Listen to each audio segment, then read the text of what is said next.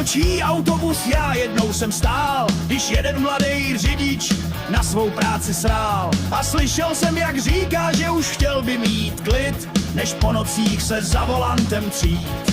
Musí znát volant, brzdy, spojku a plyn, válce, písty a rychlostní skříň, chladič, čerpadlo, diferenciál, sytič, karburátor, rozdělovač, kondenzátor, hlavu, ventil, baterie, stěrače, duše, pneumatiky, pera, tlumiče, šasy, svíčky, řídel a blok, ložiska, poloosy, lanka, ojnice, trysky, přerušovač, to dobrý řidič zná. Já vím, že řidič tvrdej chleba má.